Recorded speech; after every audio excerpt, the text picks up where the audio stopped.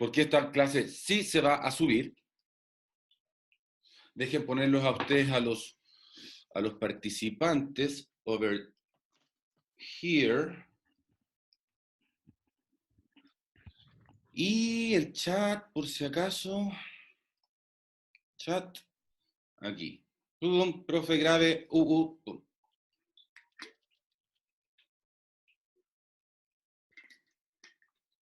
ya. Me imagino que ya estamos. Quiero que todos digan al unísono más o menos, ¿le damos o no le damos? ¿Empezamos? Sí. Démosle, démosle. ¿Ah? Démosle, Ya. sí, profe. Eso. Ya, lo que vamos a ver hoy día, lo que les voy a tratar de enseñar y explicar un poco y vamos a conversar, tiene que ver con la evolución a través de selección natural, también conocida, o sea, como adaptación, también conocida como teoría sintética de la evolución, también conocido como neodarwinismo. ¿Y por qué tanto nombre? ¿Por qué no darwinismo nomás?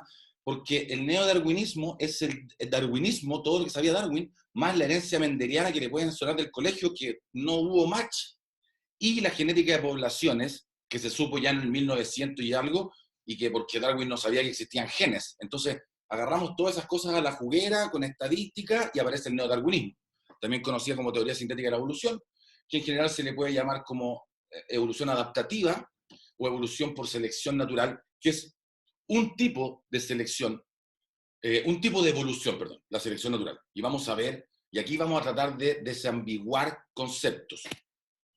First of all,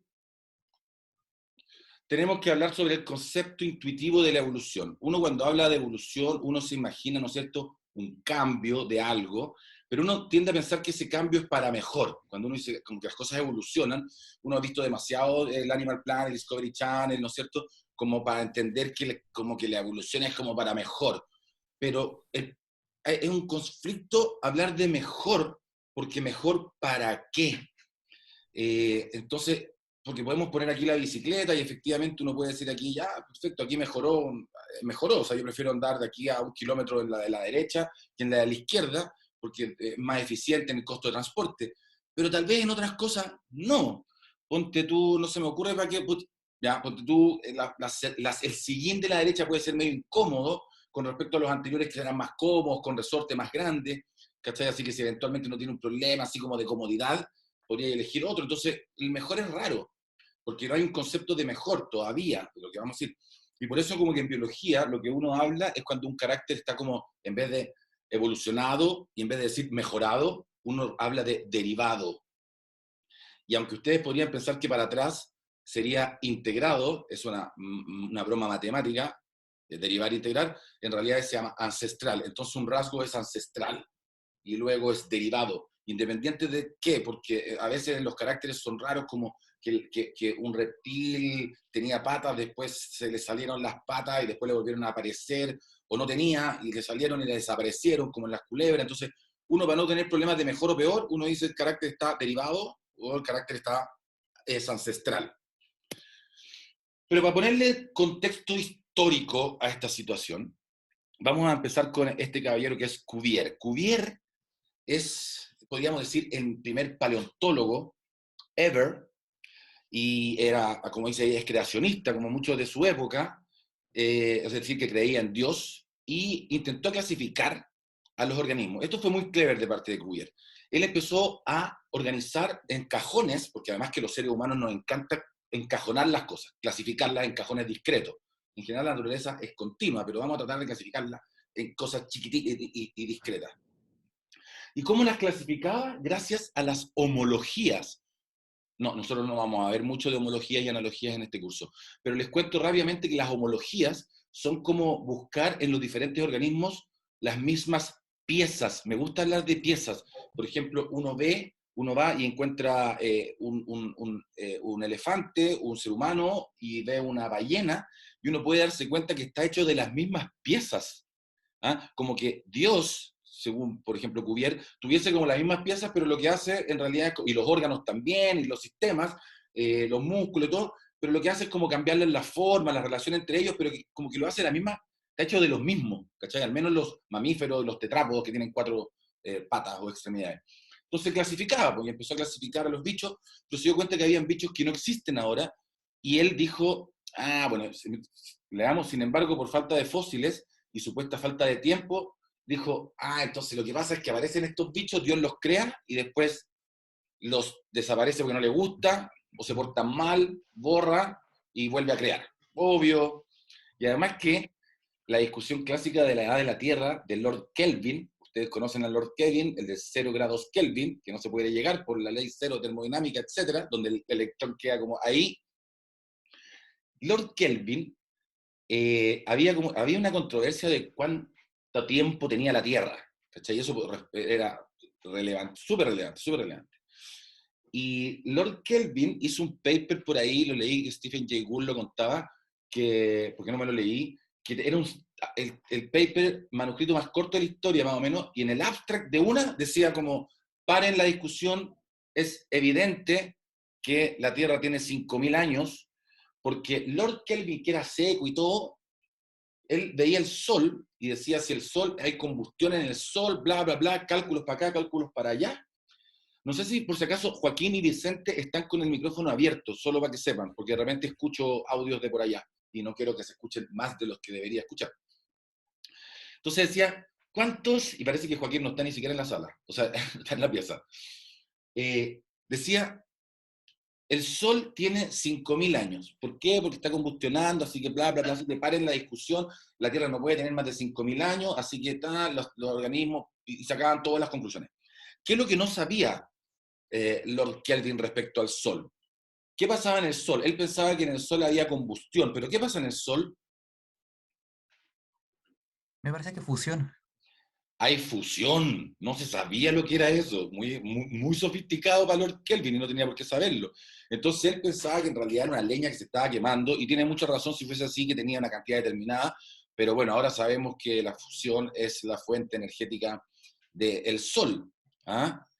Que no es lo mismo que la fisión, que es la que usamos en general acá para hacer las bombas atómicas y todo lo demás.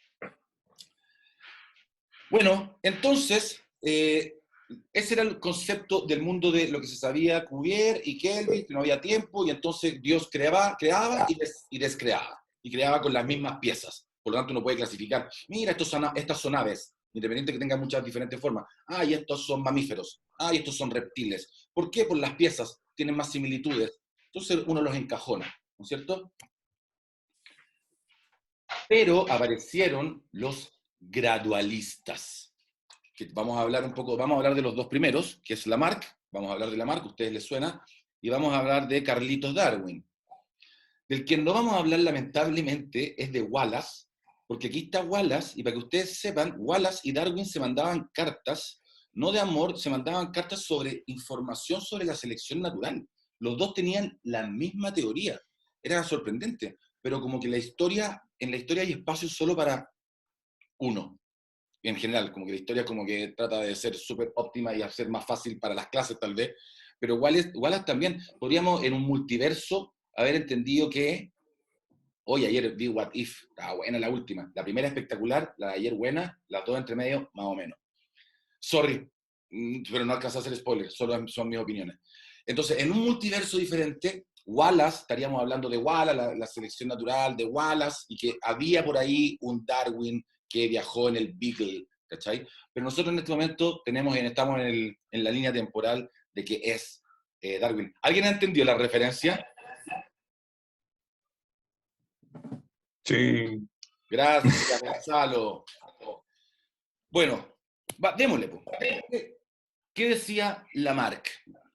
Lamarck, ustedes lo conocen un poco, y si no, era un caballero que es súper importante porque, primero que nada, acuñó, oye, perdón, es que soy súper obseso con los ruidos de todos ustedes. Así que si quieren hablar, pero Cristóbal está con el micrófono, gracias, por favor. Y hablen cuando quieran, pero no quiero escuchar sus mesas porque estoy todo el rato pensando que me van a hablar. Entonces, Lamarck acuñó el concepto de evolución, ni más ni menos, ni más ni menos. Y él decía que había una transmisión de los caracteres adquiridos, pero no sabía cómo. ¿De qué manera? Entonces, por ejemplo, tenemos aquí a las jirafas, vamos a usar bastante el ejemplo de las jirafas, que se usan bastante, y tenemos unas jirafas que tenían en esa época donde no había una sabana, era más selvático, y después como que empezó a generar una sabana, y las plantas crecieron hacia arriba, entonces tenía que empezar a estirar el cuello. Entonces Lamarck pensaba que las jirafas, hace 14 millones de años, o algo así, cuando tenían el cuello corto, ¿ah? Tenían unas con pezuñas, pero con cuello corto, empezaron a estirar el cuello porque la comida estaba más arriba, y entonces, obvio, decía él, los hijos nacieron con el cuello más arriba, y así, más largo, más largo, más largo. A propósito, la Al me mandó unos datos sobre que todos tenemos la misma cantidad de vértebras, me gusta, y quiero que lo siga haciendo, y hace más entretenidas las clases que vienen. Le dije que no pusiera uno solo, que pongan más cosas. No hay problema, Cristóbal, si lo voy a hacer, y de hecho, Julio, si quieres hablar, eso.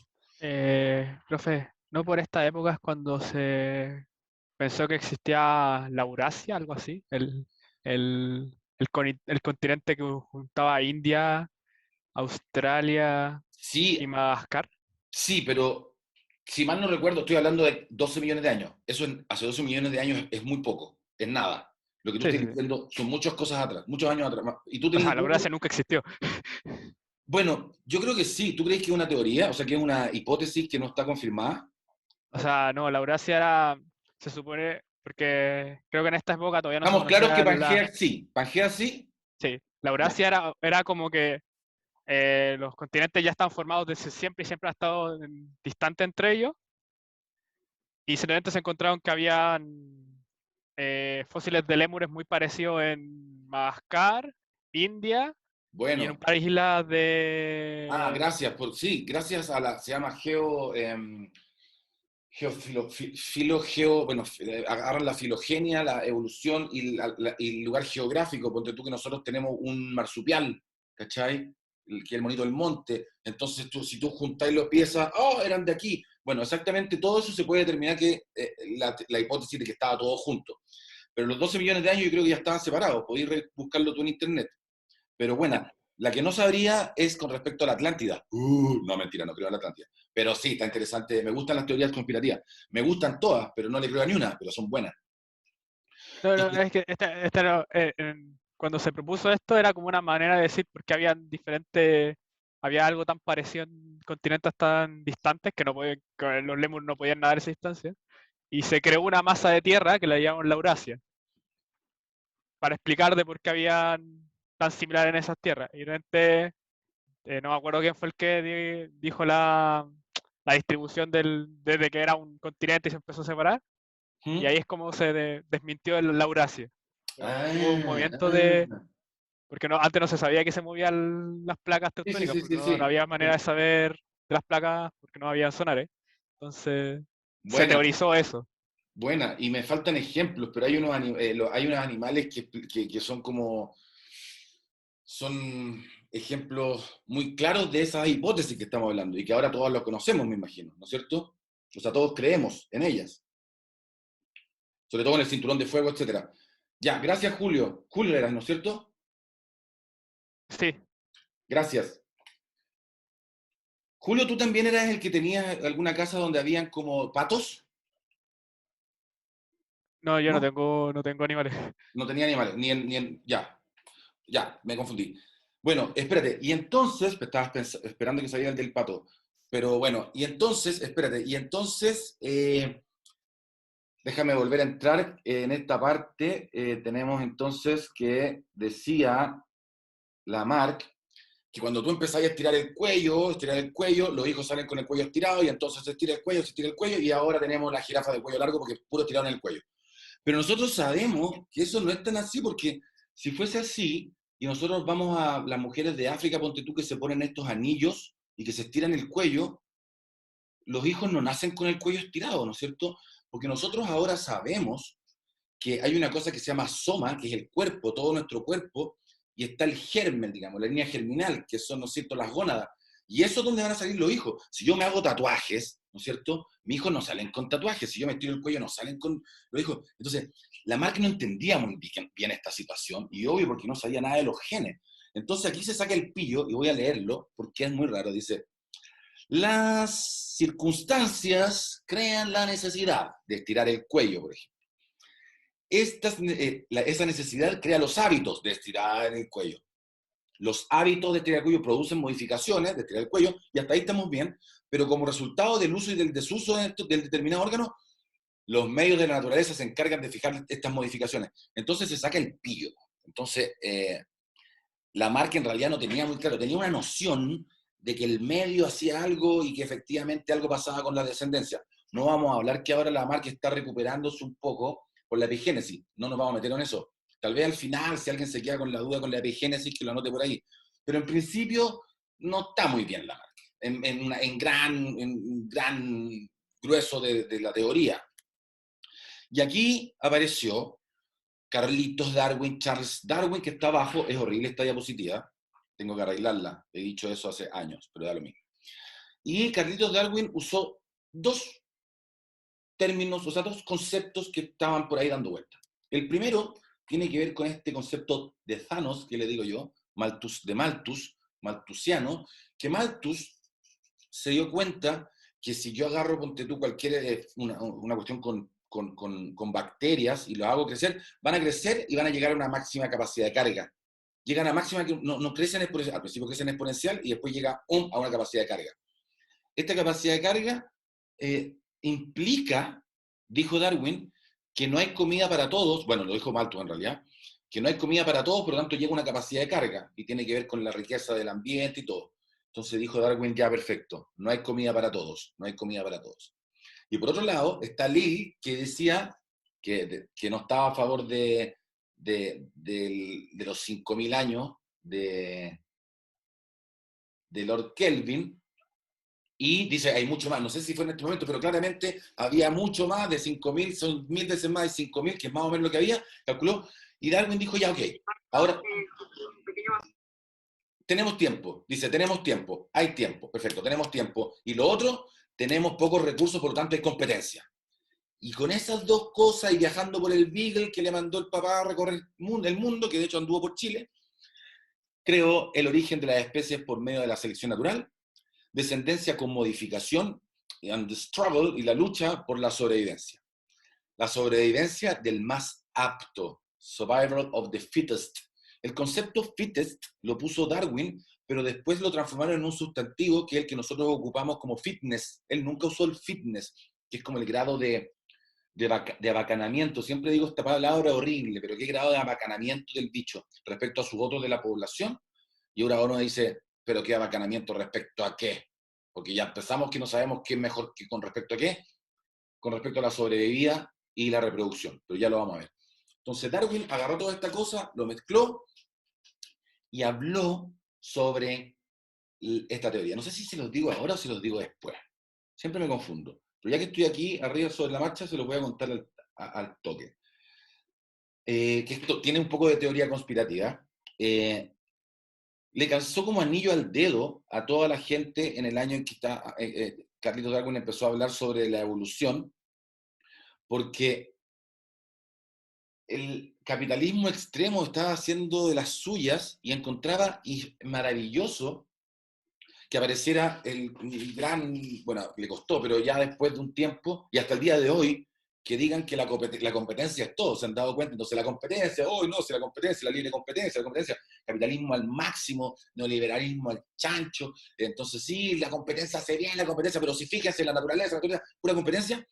Bueno, cada vez está más claro que la competencia es relevante, pero hay otro tipo de interacciones que son más complejas de medir y de registrar, que tienen que ver como con el mutualismo, la simbiosis, las relaciones positivas entre los diferentes organismos. Entonces, como que este es un poco un paréntesis de que la competencia, porque Darwin lo dijo y entonces así es, entonces hay que competir, la competencia es el más fuerte se come al más chico. Hay que volver a darle una vuelta de tuerca, y además que ya estamos dándole bastante vuelta de tuerca a las cosas hoy por hoy, entonces también habría que poner a la competencia de Darwin en su lugar, ¿ok? Pero bueno, les encanta a la gente la competencia, entonces sí, el más grande, y al final los más grandes en realidad hacen monopolio, no sirve. Ya se los dije ahora. Entonces, ¿cuáles son las diferencias entre lo que decía Lamarck con respecto a lo que decía Darwin? Tenemos aquí, entonces, hace mucho tiempo, 14 millones de años, después, más o menos después, y hoy día. Entonces, según Lamarck, es que estaban los cuellos eran iguales, pero empezaron a estirar el cuello, etcétera, y los hijos nacían con el cuello más estirado, y así, más estirado, más estirado, y ahora estamos con el cuello súper estirado. ¿Por qué? Porque estiraban el cuello. Perfecto. O sea, si hubieran estado cada vez más así, hubieran quedado con cuellos más cortos. Pero lo que dice Darwin, y nos vamos a hablar más al respecto, salirse de la mente de tiburón. Eso como el tiburón había como un shark, no sé qué, Shark Tank, como que algo de la competencia, sí. La teoría de Darwin dice, no, dice, hace mucho tiempo habían muchas jirafas, pero de diferente tamaño de longitud de cuello.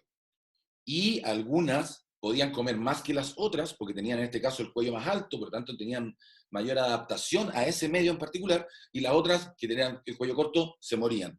Y como las que tenían el cuello largo, tenían más descendencia porque tenían más alimento, entonces en la próxima generación iban a estar mejor representadas y así sucesivamente. ¡Wow! Bueno, esto cambió absolutamente toda la forma de pensar con respecto a lo que es la evolución, y es lo que más o menos ustedes tienen noción. Vamos entonces. Esta diapositiva debería ser como la de como Star Wars. En una galaxia muy lejana, o muchos años después, la teoría sintética de la evolución. Ya Darwin enterradísimo, pero mucha gente que ya sabía de genes, gente de estadística, empezó a sumar, restar, y todo daba sentido. ¿Cachai? Entonces la estadística, la probabilidad y los genes, todo calzaba, pues yo. Entonces, ya, esta es una diapositiva súper importante que la voy a preguntar de alguna manera, no sé de qué manera. ¿Por qué? Porque esta es súper importante. Vamos a hablar de las fuerzas evolutivas. O sea, aquí tengo que ponerme a hacer un ejemplo, vamos a hacer un ejemplo burdo y todo, pero va a servir, creo yo. Siempre sirve, y en general, cuando estamos en vivo sirve más. Pero no sirve más porque ahora que no los veo, vamos a asumir sus colores de pelo, ¿ok? Entonces, las fuerzas evolutivas, cuando uno habla de las fuerzas evolutivas, hay que entender lo que es la evolución. La evolución, para los biólogos más ortodoxos y de población, ecólogos, la evolución no es nada más ni nada menos que el cambio en la frecuencia alélica en una población. ¿Qué es lo que es la frecuencia alélica en una población? Bueno, no es tan relevante, lo importante que son como los caracteres que hay en la población. Entonces, en nuestro caso hipotético, vamos a imaginar que somos 100 personas en la clase real, y vamos a ver que nuestro alelo, vamos a ver que es un gen, digamos, pero ese gen transcribe y hace el color de pelo. Entonces tenemos una cantidad determinada de colores, es que no quiero perder tiempo con los números, en general pongo números, pero filo. Hay una cantidad de colores de pelos negros, otra cantidad de pelos café, otra cantidad de pelos rubio, y espero siempre un colorín por ahí que me ayuda en mi teoría. 1 o 2. Ya, y ese entonces son nuestras frecuencias alélicas, tanto por ciento, tanto por ciento, por ciento. Ahí está. Cualquier cosa que modifique esa frecuencia alélica respecto a ese rasgo, yo voy a decir que la población evolucionó. Así de simple, lo siento. ¿Ah? O sea, cualquier cosa que cambie esa frecuencia alélica respecto, en este caso, alguna frecuencia de carácter, para hacerlo sencillo, de algo, por ejemplo, en el color de pelo, en este caso, voy a decir la población, nosotros como curso, evolucionó. Entonces, si nos imaginamos que estamos, y después hay un apocalipsis zombie, quedamos solos nosotros en la sala, y empezamos a reproducirnos, y hay diferentes generaciones, va a haber evolución porque va a cambiar esa frecuencia alélica. La primera forma que vamos a ver es la deriva génica que está acá. La deriva génica no es nada más ni nada menos que lo más probable es que de pasar de una generación a la otra no van a ser exactamente la misma frecuencia. ¿Por qué? Porque a no sé quién, no sé, porque no hay impact mixer que se llama, no es todos con todos perfecto y todos tienen la misma cantidad de hijos. Una cuestión aleatoria que a veces unos más que otros, y por lo tanto es así de simple. Simplemente por deriva, algunos más que otros, y la próxima generación va a evolucionar, va a ser diferente, solo por un tema estocástico de reproducción. La deriva génica es importante cuando las poblaciones son pequeñas. Imagínense que el curso fuera de 10 personas, y hay un colorín o colorina, y ese colorín o colorina o le llegó un meteorito, se cayó a un hoyo o no se reprodujo, y la próxima generación ya no hay colorines. Se desaparecieron los colorines en nuestra población. Evolucionó, pero además de evolucionar, así de sensible es.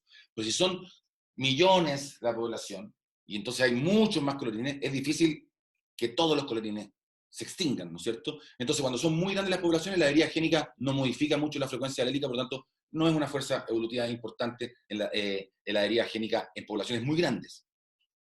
Vamos a ver ahora el flujo génico, que también modifica la frecuencia alélica.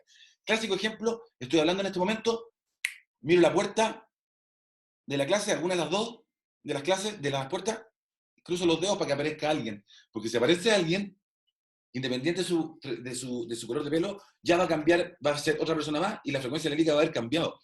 En otras palabras, es cuando llega migraciones, si llega un pájaro o llega otro pájaro de una población a otra, cambia la frecuencia alélica de la población y hace que la población evolucione, para que vean. Entonces va, wow, la evolución no es solamente... No, puede ser cualquier cosa. Y puede ser para bien y para mal o da lo mismo. Ese es el flujo génico. Emigrar, también alguien puede decir, oh, profe, me tengo que ir, no sé qué, algo pasó, ya, y se va. Y se va, y cambia. Se va el colorín. ¡Pum! Se extinguió, cambió. Y hablar del colorín es simplemente porque sea más conspicuo, más evidente. Después vamos a hablar del tema de la palabra conspicua. Otra forma de generar una frecuencia, cambio de frecuencia, de frecuencia alélica en una población es la mutación. La mutación es que aleatoriamente, porque llega mucho sol, no sé, te da...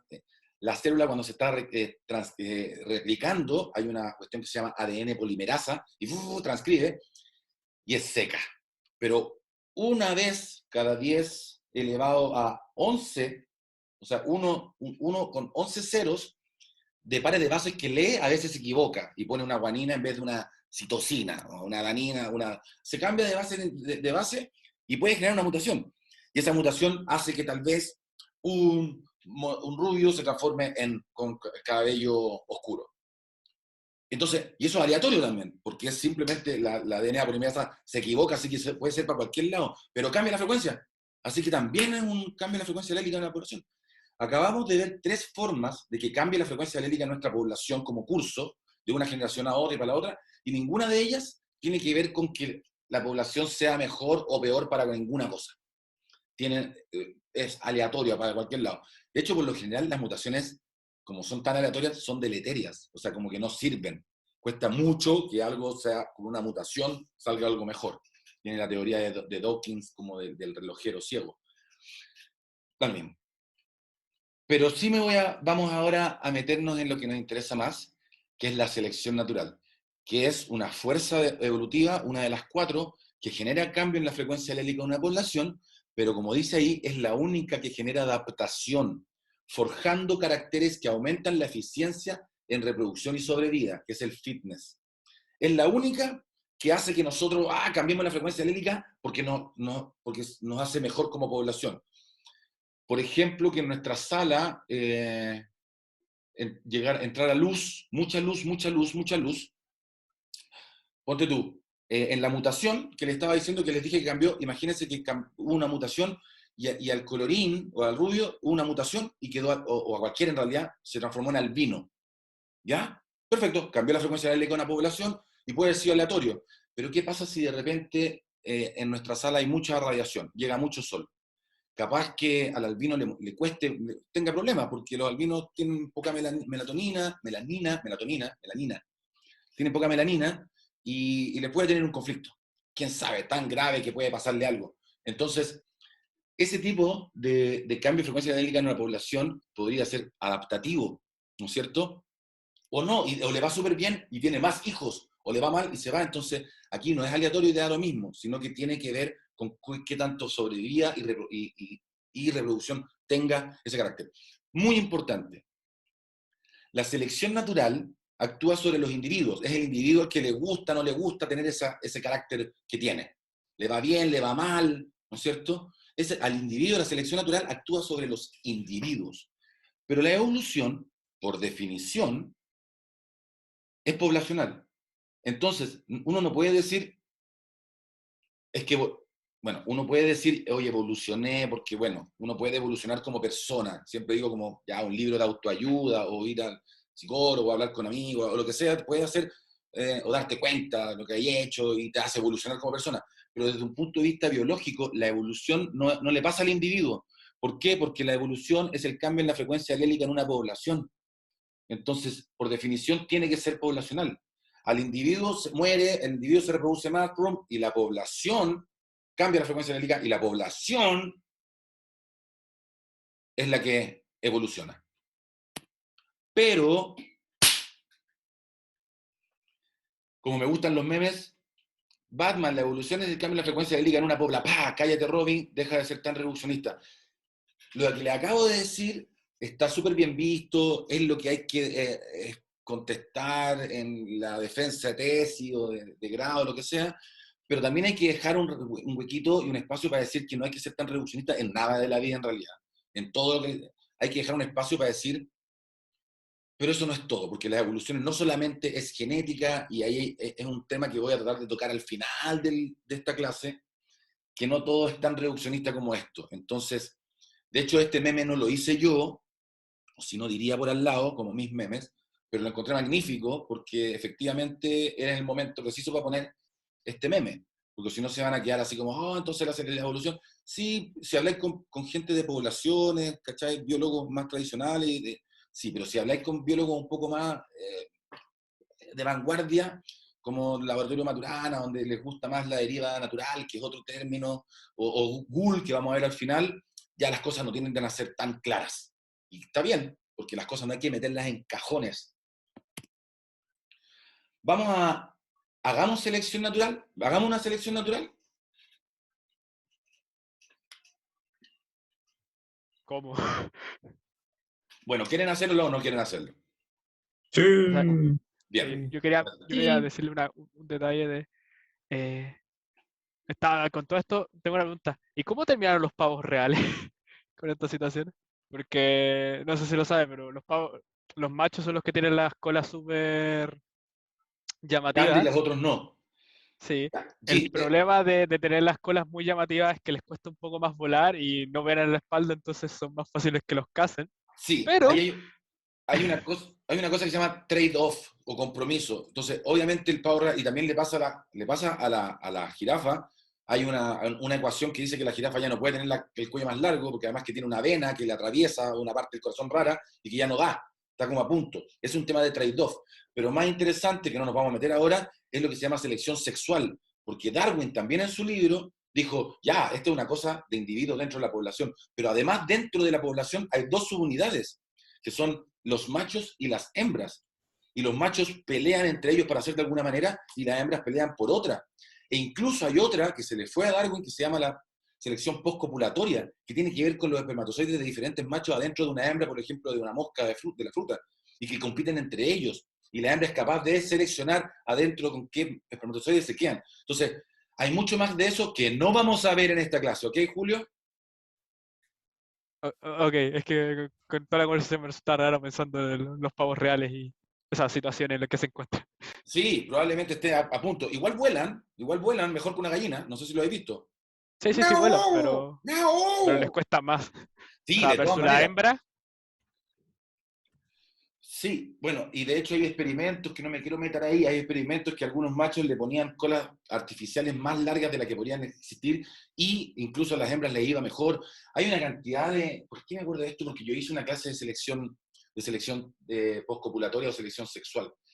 Y que, por ejemplo, los machos tienden a tener, lo que les hablaba un poco en la primera clase, a tener una presión de selección para algún lado diferente a las hembras. Los machos no les serviría, los machos son los que tienen la cola y uno los ve. Y uno dice, las hembras, tienen que elegir nomás. La elección de la hembra es un carácter también. Si la hembra, es que no me quiero meter ahí, sorry Julio, es que hay mucho que meter ahí, pero la razón de por qué los pavos reales tienen esa cola gigante es que supuestamente se llaman los genes honestos, que si un pavo real tiene buenos genes, tiene que tener una buena capacidad de generar una buena cola. Un pavo real que está medio enfermito y todo, no puede generar una cola buena. Un alce que está medio ahí, que viene medio mutado, no puede generar esas tremendas cornamentas. Entonces es una forma de decir, yo estoy sano. Pero eso no es todo. Imagínate que la hembra tiene una... Y obvio le dio la cuestión y dice, no, a mí no me gustan los pavos reales con las tremendas plumas, me gustan los pavos reales con las plumas chicas. Tiene que haber un match entre lo que le gusta, porque y aparece la hembra, esta mutante, y le gustan las colas chicas. Y se mete con el de las colas chicas. ¿Cuál es el problema? Que el de las colas chicas tiene malos genes y uno va a tener muchos hijos. Entonces, esa se llama la teoría del runaway. Y si agarráis el macho justo con la hembra que funcione, ¡prrrrum! Se va a disparar y es lo que funciona. Si hay un mismatch, no va a funcionar y no los vayas a encontrar porque los hijos van a tener pocos genes, o sea, va a estar poco representado. Go, go, go, go, go. Ya, Julio, dale. Sí, gracias. De nada, de nada. Gracias por comentar y todo. Y perdón por ser tan rápido, pero es que eso, cada una de estas cosas, ustedes saben, cada una de mis clases da como para un semestre, y en este caso esto da para un magíster completo, mi clase que le estoy dando ahora. Y no es broma. Y de hecho lo hice. Entonces vamos a tratar de hacer selección natural. Para hacer una selección natural y que funcione, vamos a meter en la juguera 3 cosas. Y una cuarta que la vamos a poner como una cuarta que no la vamos a poner. La primera es que tiene que haber variabilidad en el rasgo de una población. Entonces el rasgo, por ejemplo, que vamos a usar las jirafas, hace 14 millones de años, primero que nada tenemos que encontrar, entonces vamos a viajar al pasado y vamos a mirar, vamos a empezar a todos a anotar, ya, mírenla, que no nos vean, y vamos a empezar a medirle los cuellos a las jirafas cuando tenían el cuello corto. Entonces, y nos damos cuenta que hay diferencias. Perfecto, hay diferencias. Ya, bien. Check. Segundo, tiene que haber una relación entre el rasgo, en este caso la longitud del cuello de la jirafa, y el fitness, o el grado de sobrevida. Solamente decimos, ahí le ponemos forward, le ponemos adelantar un poco a la evolución, así, y nos damos cuenta, fíjense, todos los que tienen el cuello chico se reprodujeron menos que los que tienen el cuello largo. Entonces hay una relación entre el fitness y el carácter. Perfecto, check. Y lo otro es que este carácter del cuello tiene que ser heredable, tiene que estar en la línea germinal, en las gónadas, por decirlo. Tiene que estar ahí para que sea para la próxima generación. Con esas 3 cosas, más una cuarta que yo la pongo como nota nomás. Algunos libros la ponen como una cuarta, pero es como se asume, se subentiende que no tiene que haber comida para todos. Porque si llegamos al pasado y empezamos a alimentar a las jirafas de cuello corto, les va a ir súper bien, pues. Y van a tener hijos, entonces no va a haber ningún problema. Y a lo mejor, y no sé cuál sería la presión de selección para que ahora encontráramos, no sé de qué tipo de jirafas, pero no tiene que haber competencia respecto a los recursos, en este caso la comida. Pero por lo general esa es obvio, lo dijo Malthus, pero nos vamos a quedar con las 3 primeras. Entonces vamos a poner un ejemplo. No sé si ustedes saben, pero desde un punto de vista estadístico, si yo agarro cualquier variable cuantitativa que yo pueda contar, medir, y yo tengo caleta de individuos, lo que vamos a encontrar siempre en un histograma es una distribución así llamada como, no me quedo muy bien, normal. Una distribución normal. O también, ¿cómo se llama? Gaussiana. La gaussiana es la distribución normal, clásico monomodal, bla, bla, que el promedio, tal, bla, bla, bla, bla. Dice Fisher, si tengo una cantidad infinita de individuos, voy a tener siempre muy pocos que tienen un carácter muy bajito en esta cantidad. Si este es un carácter, ya, pongamos el tiro de la jirafa. Tenemos muchas jirafas hace 14 millones de años, nos damos cuenta que muy poquitas, muy poquitas en el I, muy poquitas tienen el cuello corto, muy corto. Empiezan a aumentar, muy poquitas también tienen el cuello muy, muy, muy, muy largo, pero la mayoría está en el promedio. Imagínense ustedes que salimos al patio los 100 alumnos y nos ponemos de más chico de tamaño a más grande, como en un histograma discreto, nos vamos a encontrar que efectivamente hay muy pocos bajos, la mayoría está en el promedio, ya vemos muy pocos terriblemente altos al final. Eso es lo que dice Fisher, y lo que más o menos, entonces, la primera dice, hay variabilidad en el rasgo, en este caso nos vamos al pasado, empezamos a mirar, a notar, y nos damos cuenta efectivamente que hay variabilidad en el rasgo de jirafa hace 14 millones de años. Hay cuellos cortos, hay cuellos medianos, hay cuellos largos, hay de todo tipo de cuellos. Luego, ¿cómo le va? ¿Hay relación entre el fitness, o la cantidad de sobrevida y reproducción que tiene los individuos con respecto a ese carácter en particular, que en este caso estamos viendo que es la altura del cuello? Y digamos que sí, porque sabemos el futuro, entonces nos damos cuenta que los del cuello corto tenían bajo fitness, no se reproducían mucho, no comían mucho, se morían de hambre, menos hembra, etc. Y los que tenían más, tenían más fitness y más para allá. Y los pocos que habían que tenían el cuello súper largo, tenían mucho más fitness que los de por medio. Entonces, ¿hay una relación entre el rasgo y el carácter? Sí, que está en rojo aquí. Y lo tercero, hay heredabilidad en el rasgo. una forma muy sofisticada, sofisticada en el sentido que es sencilla para determinar si el rasgo es heredable o no, es determinar la relación entre el carácter de los padres respecto al de los hijos. En general se hace una covarianza, que es un tema más estadístico, pero para conceptos de la clase es como a ver si existe una regresión entre esos dos variables y que sea diferente de cero. Es decir, que los padres, o el promedio de los padres del cuello corto, tiene hijos de cuello corto, y los padres de cuello largo tienen hijos de cuello largo. Yo veo esta recta y yo digo, este carácter es heredable. Y el resultado, si vimos estas tres cosas, hay variabilidad, check. Hay relación con el fitness, check. Es heredable, check. Entonces lo que yo puedo predecir es lo que va a pasar con el carácter en el futuro. Si antes estaba en la línea punteada, ahora voy a ver que toda esta distribución se me va a tirar a la derecha. Actually, si este fuera el pasado, en realidad las jirafas de hoy están como siete monitores más a la derecha de ustedes, ¿no es cierto? Porque es mucho más allá. Y ahí habría que entrar a pensar por qué empezaron a crearse individuos nuevos. Y eso tiene que ver la mutación. Pero bueno, en principio, aquí nomás, solamente en la redistribución, nos damos cuenta que ¡pum!, se mueve. Ahora, esta forma de moverse esta curva puede moverse de diferentes maneras. Aquí tenemos el carácter de un ratoncito que tiene colores, pero puede ser cualquier carácter. Aquí tenemos, por ejemplo, entonces, el tipo de selección natural que tiene que ver con la función de fitness, que es la línea roja, respecto al carácter, nos va a decir qué va a pasar en el futuro con esta población. En el de la izquierda, nos damos cuenta de lo que acabamos de ver con las jirafas, que a la jirafa más cuello más largo le va mejor que nada, porque tenemos esta recta, así que sabemos que se va a mover. No sé para dónde ustedes ven que se mueva mi mano. Si yo hago así, ¿para dónde se les está moviendo a ustedes mi mano? ¿Para la derecha o no? A la izquierda. Izquierda. Izquierda. O sea, para allá se mueve para la izquierda para ustedes. Sí. Sí, sí, sí. Ya. Bueno, ustedes hacen los cambios entonces. Ya me maría con esa respuesta. Pero ven las cosas bien, leen bien. Sí. Sí se lee todo. Sí, sí. Se ve bien. ¿A qué lado ven del monitor mi luz, mi ventana? A la izquierda. A la izquierda. ¡Wow! Ya, bueno, en la direccional se va a mover, ¿no es cierto?, en el sentido, olvídenme a mí, hacia la derecha, ¿no es cierto?, porque es lineal y es más hacia la derecha. Podría estar lineal al revés y se movería a la izquierda.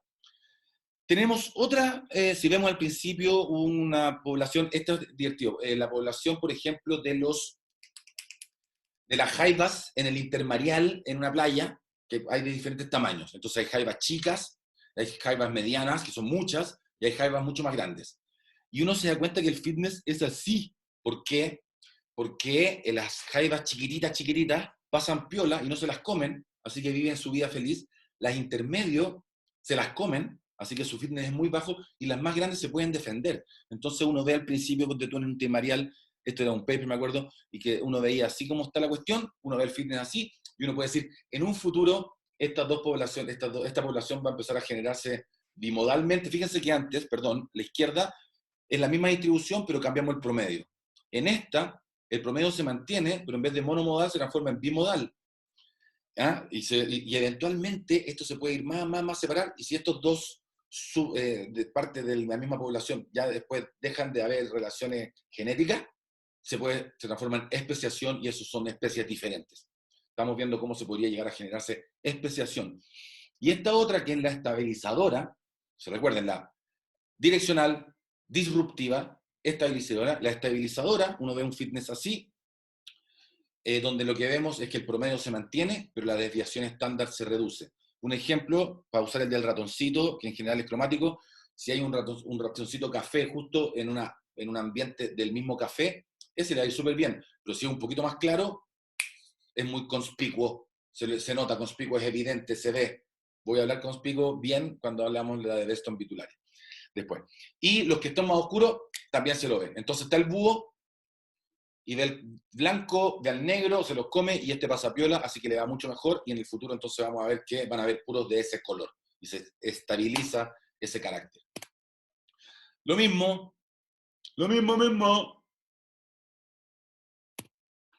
Ya, y ahora vamos con la selección artificial. Ya, esta también la voy a preguntar, que es la ecuación del criador, que y se sabe, la hemos usado durante miles de años, aunque no sabíamos ni de genes, pero había un conocimiento que sabíamos. Por ejemplo, yo llego, esta es una distribución de unos flamencos.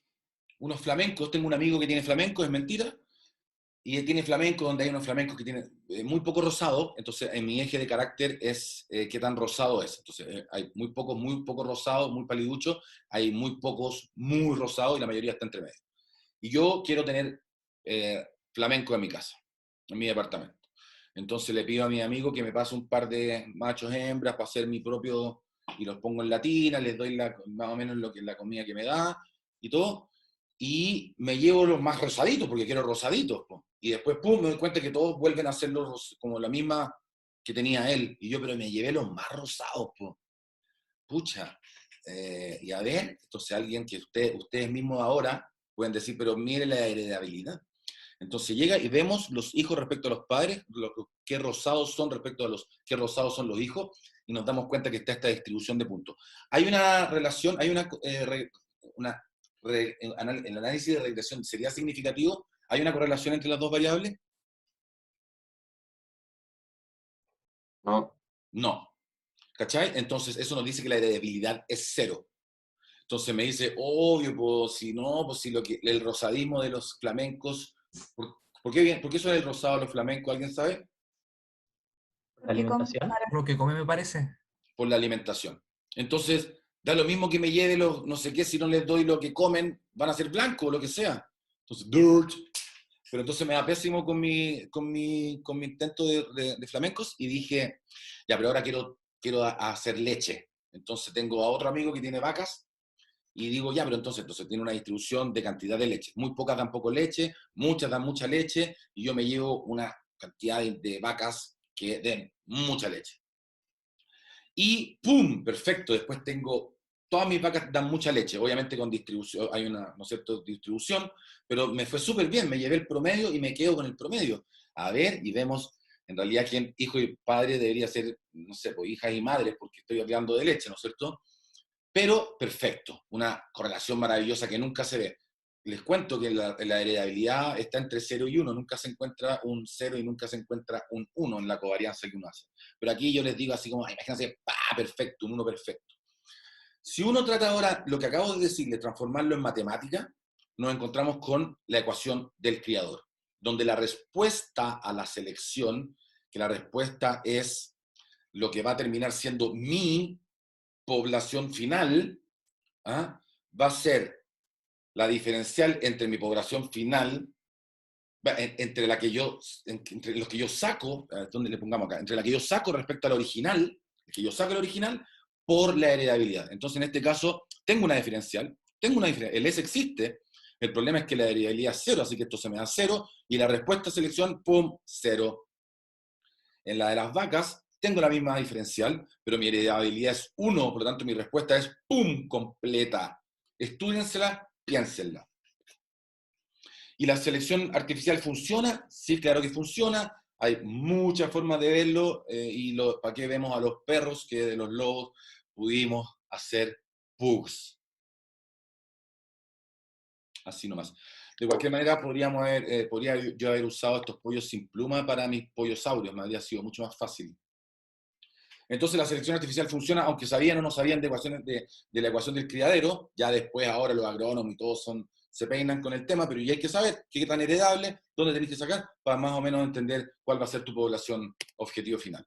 Ya, nos vamos a una súper buena ejemplo, que es el ejemplo de la Bistum betularia, que es una polilla, que viven los abedules. Los abedules son este tipo de árboles que como que tiran escamas, sacan como escamas, como blancos, son blancos, son como escamas blancas. Entonces las polillas ustedes ven aquí vemos las dos polillas que tienen dos colores diferentes. Una es la melínica,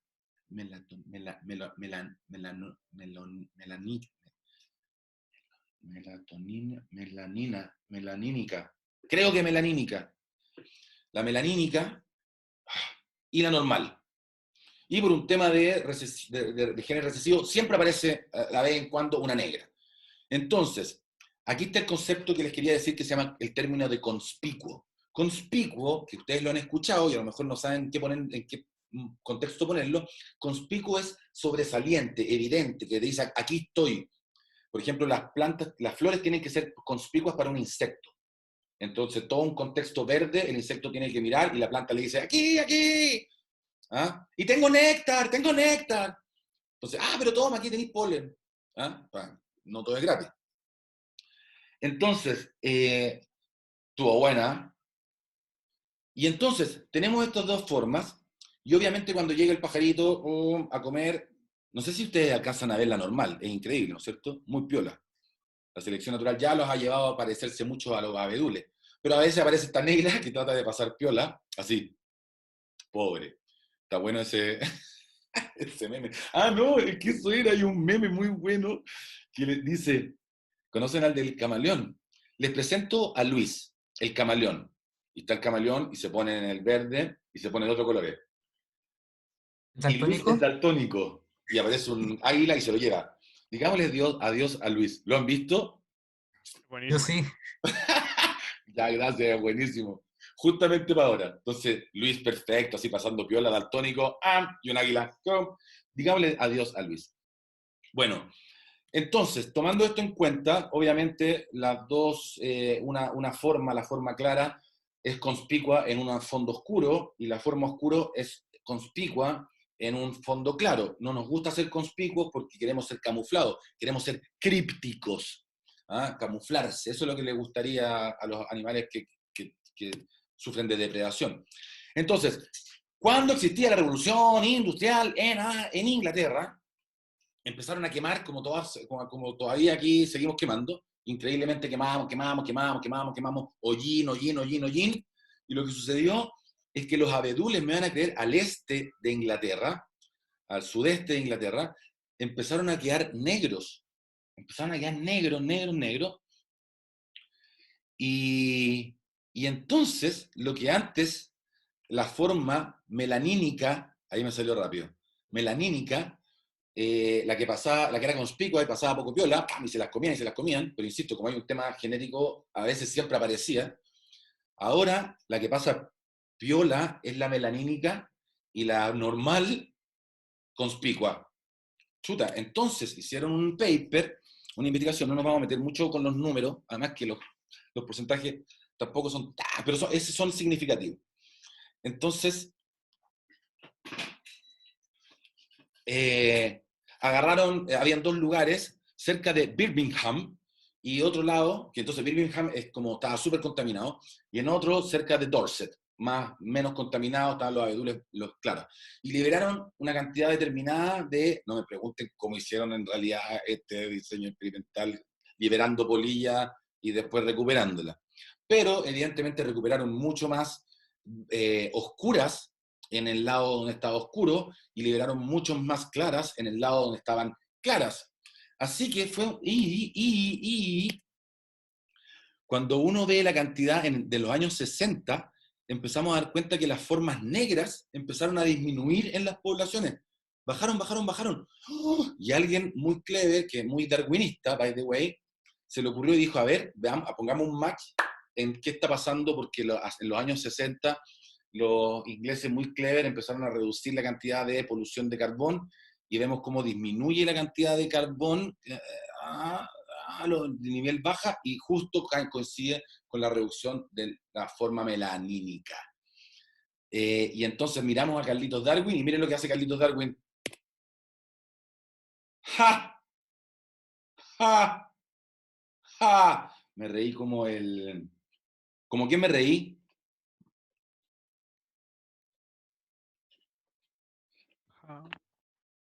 Me reí como el perezoso. ¿De dónde?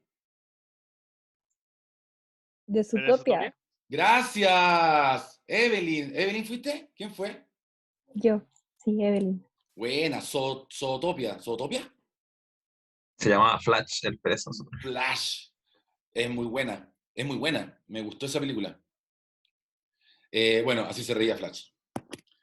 Ya, un ejemplo clásico con los clásicos pinzones. Los pinzones eran unos pájaros que dicen que Darwin se le ocurrió con los pinzones la selección natural, pero en realidad se le había ocurrido todo el rato, pero los pinzones fueron a las Galápagos, y en las Galápagos habían diferentes islas, y en cada isla habían habían pinzones diferentes, pero con diferente altura del pico, y esa altura del pico tenía que ver con lo que comían, y dijo, oh, y entonces hay una relación. Y alguien en los años, ¿qué año fue este paper? ¿Cómo no puedo haber puesto la referencia? Como en los 70, alguien puso como a prueba las hipótesis de Darwin, porque, bueno, siempre, aunque teoría e hipótesis da lo mismo, ya le creemos, pero es como, probemos lo que dijo Darwin con los propios pinzones de Darwin, y hicieron un paper, porque primero, ¿hay carácter variable en la población de los pinzones? Sí. Entonces hicieron, fíjense, esto para cualquier persona es una distribución normal. Hay muy pocos con la altura chica, muy pocos con la altura grande, y la mayoría entre medio. Y obviamente los que tienen el pico chico comen semilla chica, y los que tienen el pico grande comen semilla grande. ¿Son heredables? En 2 años seguidos, es importante esto. Sí, hay heredabilidad, para que vean cómo son las distribución de puntos reales. Entonces, los de pico chico tienen hijos de pico chico, los de pico grande tienen hijos de pico grande. Y hay recursos limitados. Miren, fíjense, aquí en un año, porque hubo una sequía, entonces, como una sequía, solamente quedaban, se comieron todas las semillas fáciles, y solamente se quedaban las semillas grandes que nadie se las quería comer. Y por tanto, bueno, disminuyeron la cantidad de semillas totales, disminuyeron la cantidad de pinzones.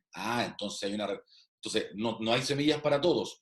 Y como hubo una sequía y quedaron solo las semillas grandes, los únicos que hay una relación entre el fitness y el carácter, sí, porque deberían los picos grandes solamente poder comerse las semillas grandes. Y lo que vemos entre un año y después de la semilla es que tenemos un promedio aquí, o sea, de la sequía, tenemos un promedio acá y después cambió acá. Ustedes pueden decir que es chico, pero es suficiente y es estadísticamente significativo según la desviación estándar y el promedio. Así que podemos decir que está gracias a los propios pinzones que trajo Darwin. En los 70 hicieron un trabajo maravilloso. Ya estamos terminando, cabros, pero no por eso... fue rápido. Qué bueno. Pero bueno, podríamos decir que con esto terminamos de hablar de evolución, pero tenemos que terminar, no puedo no hablar de la exaptación. La exaptación de Leontief y Gould, de Stephen Jay Gould, un gran paleontólogo que murió hace poco, que revolucionó un poco la evolución darwinista. No dijo que Darwin estaba mal, pero dijo que no todo es Darwin, porque ya la gente hoy por hoy somos todos demasiado darwinistas. Todo es por algo. Y lo pueden ver en cualquier programa. O sea, algo tienen algo y es porque entonces lo hace más eficiente. Y es gracioso. De repente ven al guepardo y el guepardo con esa cara. O sea, el guepardo porque corre rápido, todo, hasta su último pelo es porque corre rápido. No necesariamente. ¿Y cómo lo demostró Gould? Gould lo demostró con Leontief, pero fue Gould el que fue a... bueno, de hecho, los spandrels de San Marcos, este es el paper original, y espera que no lo lograré por mí, el paradigma de Panglossian, que era, bueno, da lo mismo, hay alguien que decía que la nariz existía para que pudieran estar los lentes. Era un personaje de una novela, pero que era tan darwinista, y ni siquiera hablaba de Darwin, pero lo sacaba a colación porque era un médico que decía que la nariz existía para que uno pudiera poner los lentes a ese nivel. Entonces, lo que dijo Jay Gould cuando estuvo en una catedral de San Marcos, que está aquí a la izquierda, se dio cuenta que la gente estaba maravillada porque existían, se ve una cúpula, se ven diferentes como brazos que salen de la cúpula y quedaban estos triángulos que se ven ahí, que se llaman spandrels, y que nunca he podido encontrar una definición más o menos buena, aunque me han dado, pero filos, que se van a quedar como spandrels. ¿Y hay algún lado donde digan spandrels en toda esta cuestión? ¿O simplemente yo lo digo y no saben ni cómo se dice? Spandrels. Bueno, pues confíen en mí, spandrels. Y en estos spandrels habían 12 spandrels. Y en los 12 spandrels estaban los 12, eran 12 apóstoles, ¿no es cierto? Sí, yo sé. Sí. Ya. Sí. Estaban los 12 apóstoles. Entonces la gente iba y no podía creer lo espectacularmente clever del arquitecto que había hecho todo esto, las estructuras justas, las 12 apóstoles, con toda la estructura. Y Stephen Jay Gould dijo, pero ¿sabéis qué? Si uno agarra una cúpula y uno tiene unos brazos, va a haber van a tener que aparecer los spandrels, estructuralmente. Ahora, cuando aparecen los spandrels, una cosa es del pintor que diga, voy a hacer aquí los 12 apóstoles. No sé si se entiende la analogía, es bastante profunda, compleja, sobre todo cuando uno la pone en la evolución, pero yo trato de comer la comida y digerirla y requitearlo para ustedes, porque de forma muy sencilla es mucho más complejo que eso, y de hecho a mí me cuesta mucho también comprender la profundidad de los spandrels de San Marcos de Gould, pero para hacerlo más o menos sencillo, es que no todo, de hecho Stephen Jay Gould tiene libros que se llaman como Dientes de gallina y dedos de caballo, el pico del flamenco y el pulgar del panda. ¿Ah? Como que siempre habla de adaptaciones que son medias raras, que uno puede decir, ¡oh, darwinista, obvio pasó por esto! Pero no siempre. Como por ejemplo, la pluma en los terópodos primitivos de los dinosaurios, probablemente empezaron y se crearon como el pelo, ¿ah? Como el plumón de un pollo, como para termorregular, porque fíjense que eran los primeros bichos que empezaron a hacer homeotermo desde otro lado, porque entonces los reptiles son de sangre fría, entre comillas, pero entonces empezaron a generar calor, tenían que mantenerlo. ¿Qué hicieron? Hicieron plumas. Pero después con el tiempo, la evolución, la pluma cambió y eventualmente, además de servir para una cosa de termorregulación, servía para la aerodinámica. Y sirvió y ahora vuelan los pájaros. Otro ejemplo y eso no se llama adaptación, porque no se evolucionó directamente el carácter de todo el tiempo hacia algo en particular a través del proceso de selección natural que acabamos de ver, sino que empezó por una cosa y eventualmente sirvió para otra. Como los huesos, que dicen que algunos animales muy básicos, Amphioxus, y mucho antes empezaron a almacenar calcio, que es muy relevante para el sistema nervioso, que vamos a ver en la próxima clase, empezaron a almacenar en el sarcómero y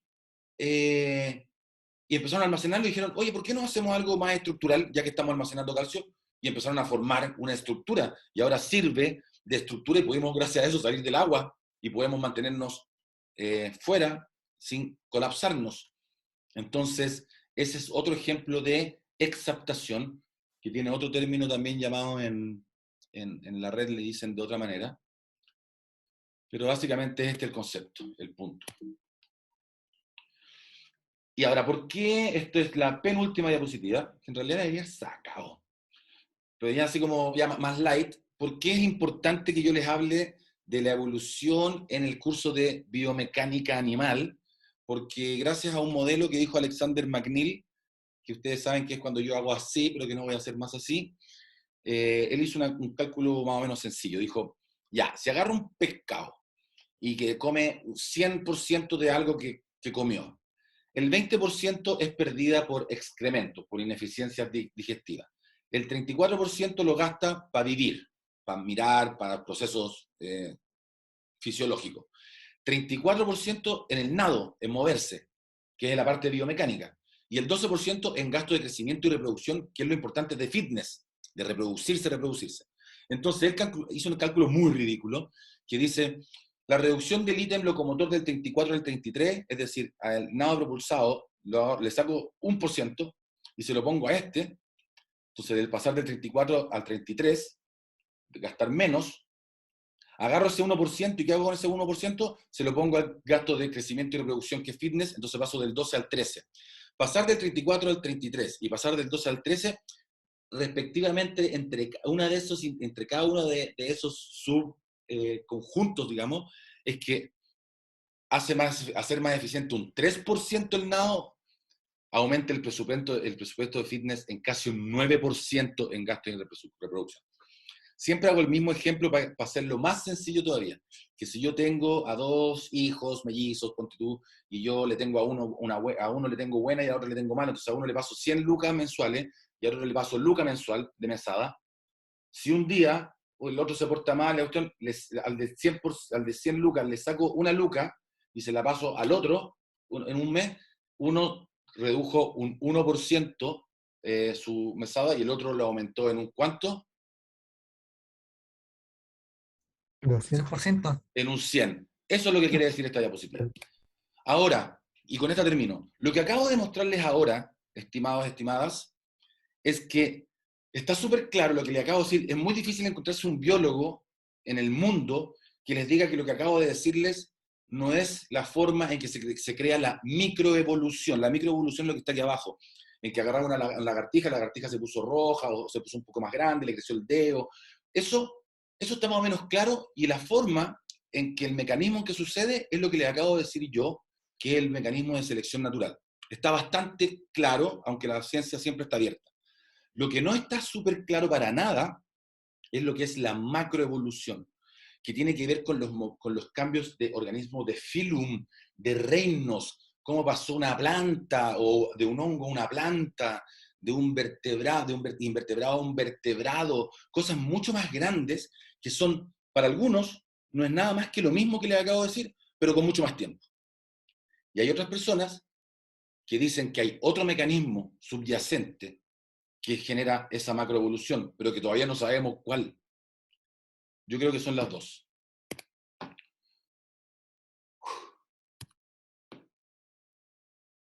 Ya, muchachos, dejar de compartir. Muéstrense antes de despedirme. ¿Les gustó o no? Quiero comentarios. Oh, súper interesante. Buena Acá clase. me reí harto. ¿En serio? ¿Ahora más o menos cachan un poco de evolución? Bueno, revísenlo, estudienlo, no les dije todo, me puedo haber equivocado algunas cosas, puse también de mis opiniones, pero es más o menos eso. Así que, sin más ni menos,